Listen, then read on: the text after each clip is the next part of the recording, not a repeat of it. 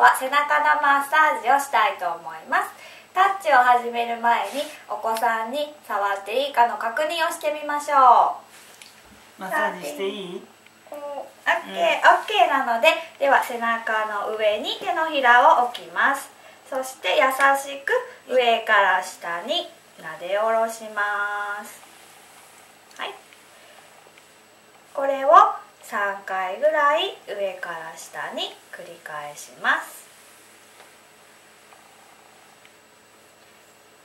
上から下に撫で下ろすことでリラックスの効果があります。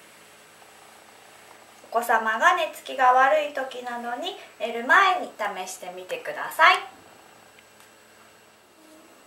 簡単ですので、ぜひお家でも試してみてください。